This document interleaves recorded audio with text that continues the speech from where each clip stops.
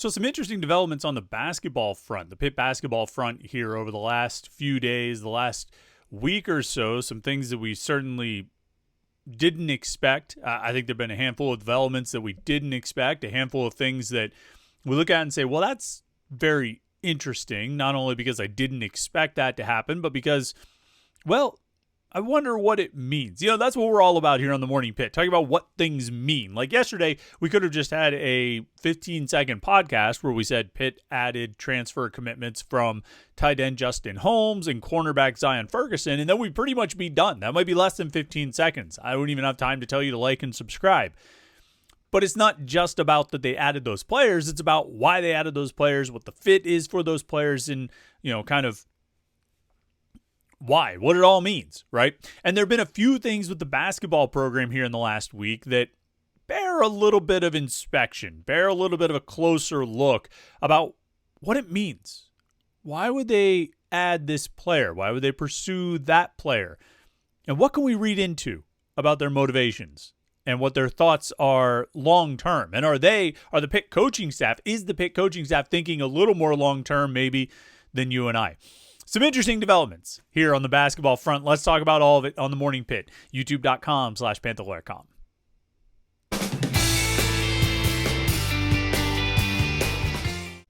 You know, when I sit down and just start talking for these videos and I have that little, like the intro, the part that comes before the theme song, I sometimes talk like I just did. Like I didn't say any real specific names about basketball. I didn't talk about it, you know, what the real topics are, the themes, or anything. Just a teaser of sorts. But I feel like it's like a failed teaser. It's a flaw. You know, maybe because like if you're pushing play to watch this video, you're probably going to watch the whole thing anyway. I think most people who watch these things do so intentionally. It's part of the daily routine.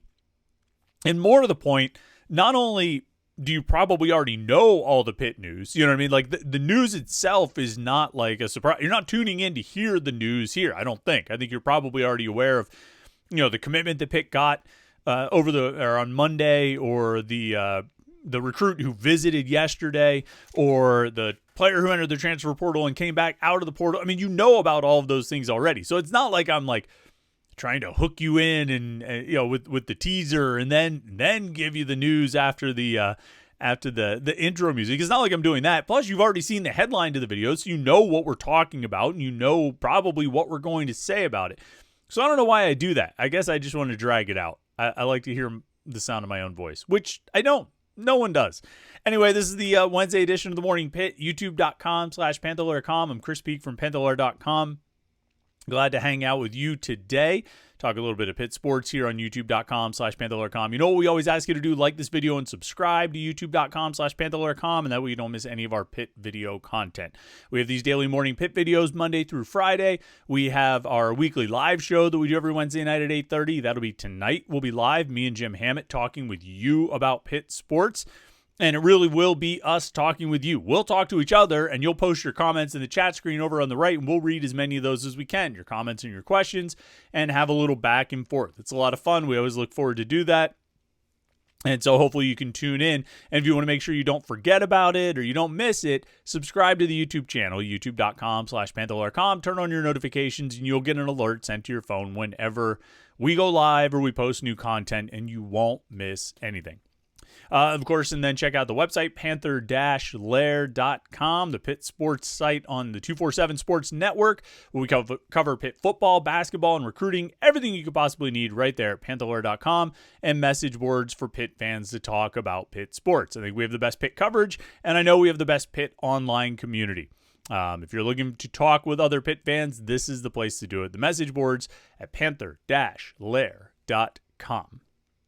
So a few different bits of news on the basketball front, and we're not necessarily going to go in chronological order. We're going to start on Monday and then go to Tuesday and then kind of go back to last week and sort of wrap it all together as we talk about the roster. And maybe if we have a little bit of time, we'll talk a little football transfer stuff because there was a bit of news yesterday that's relevant. But we're digging into the basketball news because on Monday, Pitt got a commitment from a high school kid, Kieran Mullen. Kid, native of Toronto, playing at St. Thomas More in Connecticut. He's a 7-foot center. which is intriguing enough on its own. Some of the scouting reports say he's got a decent shot, so maybe could be effective in that way. Still needs to develop defensively, but obviously he's got the size and the length that you like to have to start with at the center position, offer rim protection with that kind of size as a 7-foot center. What's interesting, perhaps most interesting about all of this is, when our guy Houston Wilson talked to Kieran Mullen and did an interview with him about going to Pitt, and in some of the other reports that came out after his commitment, one word kept coming up: redshirt. You don't often hear high school prospects or any prospects picking a school and committing a school and talking about how the plan is to redshirt. Now, Kieran Mullen, stressed that it's not a 100% and anything could happen, blah, blah, blah. But, this is what was sold to him, and this is what he decided to do. And he had some other offers. I think, James Madison was involved, maybe Coastal Carolina or something like that. I mean, no other high major schools, but he had other offers. He had other opportunities. He chose Pitt, maybe for the appeal of playing in the ACC, but he chose a school where there have been some explicit conversations about redshirting, about not playing as a freshman, about developing and growing and not just getting on the court right away. And it's funny because what an antiquated notion. Developing, waiting, redshirting, particularly in basketball. Nobody redshirts in basketball. I mean, some people redshirt in basketball. Papa Amadou Kanti redshirt in basketball. Amdi Najai redshirt in basketball. I mean, guys do redshirt, but it's not exactly something you hear many people talking about in the recruiting process. Here comes Kieran Mullen, admittedly late in the recruiting process. It's near the end of April here, almost May. So it's not like this was an early commitment. I mean, this is late process, late add to the roster. And he's talking about redshirting. And it caught me off guard. And I reached out to some sources am I missing something here? Is this really happening? Is this 2025 or 2005? And everybody kind of laughed, but that's his approach. And it's very interesting. And it's interesting on a lot of levels. First of all, because it seems very out of place and out of character for the current time and era that we live in college sports. But it's also interesting when you put it in conjunction with something that happened yesterday. Because what happened yesterday is another high school prospect visited Pitt. Braden Hawthorne, a 6'8 forward at Huntington Prep in West Virginia. He was formerly committed to West Virginia, got out of his letter of intent after the coaching change in Morgantown, went back on the market, and he's been a rather hot target, like a priority, and he's taking visits to Kentucky and Virginia Tech and Duke. He went to Pitt yesterday. And so, some prominent power conference schools, some prominent high major schools trying to land Braden Hawthorne, understandably so. He's a 6'8 forward who's got reportedly a 7'3 wingspan. He can make plays off the dribble. He can shoot. The general sense is that he's young, growing into his body, and has all the tools to sort of mold into a really talented player. But what's really interesting, and why I bring this up in conjunction with Kieran Mullen's commitment on Monday, is as I was doing research on Braden Hawthorne and reading about Braden Hawthorne and his basketball journey, one of the things I read back around the time probably when he signed his letter of intent to go to WVU, I think it was late last summer, maybe last fall. One of the things I read is that Braden Hawthorne with West Virginia, there was talk about him redshirting. That the plan was to bring him in and redshirt. And, I can't say at this point if those conversations have happened with the Pitt staff as well, if that's continuing on to his, interactions with Duke or Virginia Tech or Kentucky or Pitt. But here again, you've got a guy who, a raw prospect, who probably could use a year of seasoning and save a year of eligibility. Although, there's a whole separate conversation, a whole separate Morning Pitt episode about whether or not it's even worth it to redshirt anybody at this point. Yesterday I had that stat about how, Pitt football has 21 scholarship seniors. 17 of them came in via the transfer portal. All of Pitt's scholarship seniors on offense right now on the projected 2025 roster, they were all transfers. And so if you're just going to have guys bail and you're going to rebuild the top end, the veteran end of your roster with transfers every year, who cares about redshirting? Well, like, what's the point? What really, like, what are you saving them for? If you can get them out there, if you can use them, you might as well. Like, there's not really any incentive. There's not really much incentive for redshirting a guy. You know, you can live in the world where you dream of him staying at your school for 5 years, but let's be honest, the likelihood of that happening is pretty slim these days. But that's another conversation altogether. What's interesting to me is here you have 2 days in a row, we're getting news about Pitt going after players who are seemingly openly considering and maybe even planning for red shirts. And set aside what that means in sort of the current era of college sports and how sort of odd that seems. I think we talked enough about that. Wow, it's so weird and strange and interesting and unusual. There's a different angle to it as well. And somebody actually pointed this out on the message board when, as we were having a discussion about Braden Hawthorne visiting. I forget who said it, but they said, this staff doesn't seem to be recruiting like a staff that's, coaching for its job, collective job in the 2025-26 season. And I thought, that's an interesting point. If you're talking about taking multiple players who are, planning to redshirt, projecting to redshirt, that's what you're working on right now with your recruiting strategy, and you're building the roster that way, you're obviously thinking long-term. And, every coaching staff should think long-term. There's nobody who should be sitting around thinking, well, I'm going to get fired next year anyway, so F it, right? No, nobody's thinking that. Everybody's thinking long-term. They're obviously doing what they need to do to win this year. And we've seen it so far with 4 transfers already in for the Pitt basketball staff, and then, probably more coming. I would think they're going to get a couple more transfers. They have room on the roster. We'll talk about that in a second. But it sort of, I think the feeling on the outside, you and me and everybody else watching this program, is that, boy, 2025-26 feels like a make or break year. Like, they've got to get it right. They need to get back to the NCAA tournament. They need to not have this kind of collapse. They can't, lose 13 out of their final 18 games. They can't fall apart the way they fell apart last year and seemingly every year other than, 2 under Jeff Capel.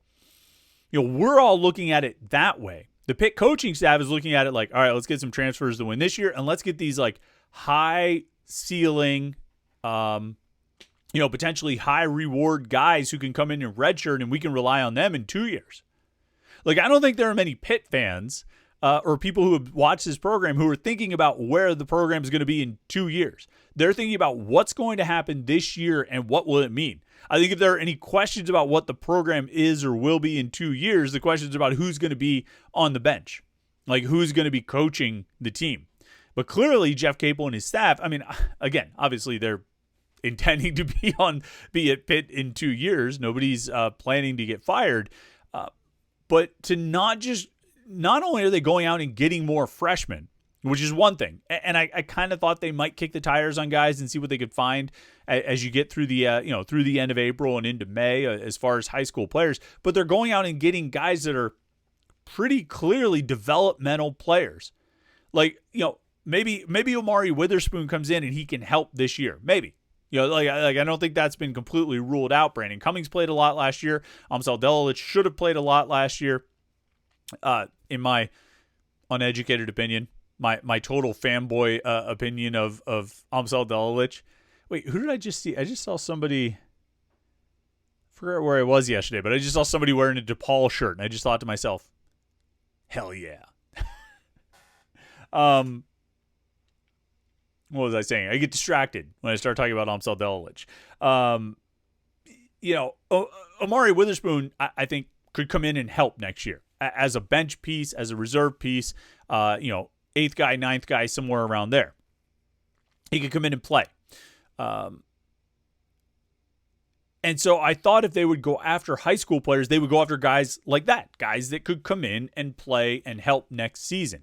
Not necessarily guys that you're sort of targeting already as redshirt candidates, guys that you're already saying they're not going to help us this year. They might help us in 2 years.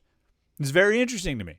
It's very interesting, and maybe the commitment, taking the commitment from Kieran Mullen, pursuing Braden Hawthorne gives us a little bit of insight into the coaching staff's mindset right now. Now, I think they know they still need some instant impact players. Even if they land Hawthorne, they're going to have room on the roster to bring in instant impact players, guys who can help this year. In my view, and probably yours as well, they still need to fill out the starting lineup. But they know that, and I think they're still working toward that. But it's interesting to see them also having this eye toward the future beyond this season, maybe even beyond next season, by taking the guys and pursuing guys who are rather explicitly redshirt candidates. Now, what does the roster look like for next year? Because the other bit of news that came out, and this came out last week, Papa Amadou Conti left the transfer portal and returned to Pitt. There are probably various reasons for that. Maybe he didn't find the offers and opportunities that he was hoping for when he went into the portal. Either way, he's back. More depth at the center position, potentially, more depth that creates more of an opportunity for Cam Corrin to play at the 4. My guess is that Cam Corrin will play a mix of 4 and 5 for Pitt this season, playing next to Deshaun Jackson, the transfer from Iowa State, who's going to come in, I think, will be the starting center. Corrin could play behind him, could also play at the 4. If you have another viable center option like Papa Amadou Conti, then maybe that creates more opportunities for Cam Corrin. Less of a need for him at the center position and more of an opportunity for him at the 4, which I think people have mixed feelings on, and I understand why. If you look at the scholarship roster right now as it's projected, I see them having 10 scholarship guys. The 4 returning players, Brandon Cummings, Cameron Corrin, Papa Amadou Conti, and Amni Najai. The 4 incoming transfers, Deshaun Jackson and Noyes Andrusaitis, and DeMarco Minor and Barry Dunning Jr., and then the 2 incoming freshmen, Omari Witherspoon and Kieran Mullen. Now that leaves, under the old rules, that leaves 1 scholarship spot. And I think those old rules are still in place until the House settlement is accepted and the roster limits are increased to 15, or the scholarship opportunities are increased to 15, in which case they would have 5 more spots. I said 1 spot under the old rules. The old rules said you could have 13 scholarship players. Pitt currently is projected to have 10. So they've got room for 3 more scholarship players at least, and then potentially 2 more on top of that if they go all the way up to the 15. Now, I don't think Pitt will have 15 players on scholarship. I don't think there's a reason to have 15 players on scholarship. The reality is I think they still need more starters. Like starters. I don't know if I look at this group and see 5. Sure, there are 5 starters here because there's 10 players. So, half of them, you could throw out on the court and you could have your starting lineup. I'm not sure I look at this group of 10 and I see 5 guys I would want to start right now. And you may or may not agree with that. It might depend on what you think of Brandon Cummings.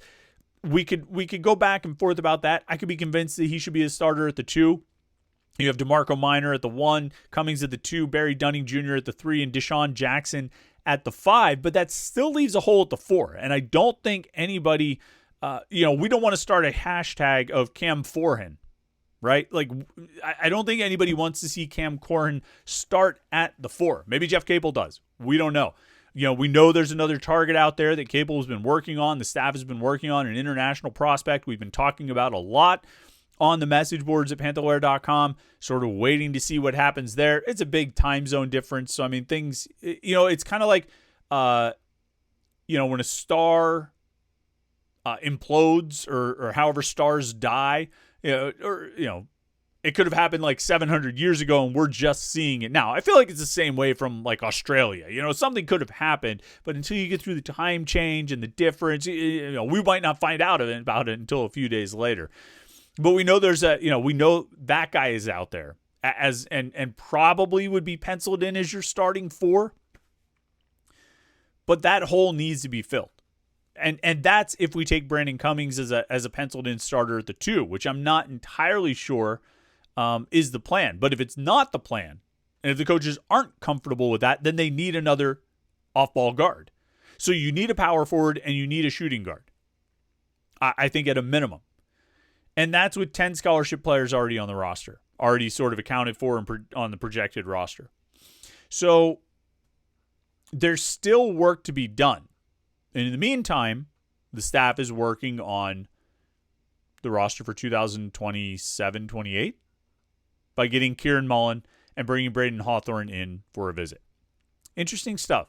Interesting stuff in the basketball roster construction. I don't necessarily think they're prioritizing those high school guys over getting other transfers. I think you can do multiple things at once. I don't think they're sitting there just working on Kieran Mullen and Braden Hawthorne and ignoring the transfer portal. I think they can host those guys for visits and go look at high school kids, go visit high school kids, and also keep working on landing the guys that they're going to need to fill out the starting lineup. So they can do it both. It's just interesting to me that they are doing both. I'm not sure I would have guessed that they would be doing both at this point, but they are. So we'll see how that turns out. All right, we didn't get into the football transfer portal news, but hey, that gives us something to talk about tomorrow, right?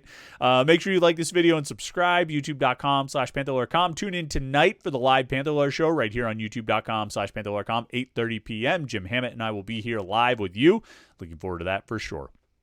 And then check out the website, Panther-Lair.com. We hope to see you on the message board soon. Thanks for watching the video today. Hope you've had a great week so far and you enjoy your Wednesday. We'll talk to you tonight for the live show, and we'll catch up with you again tomorrow for the Morning Pit right here on youtube.com/Panther-Lair.com.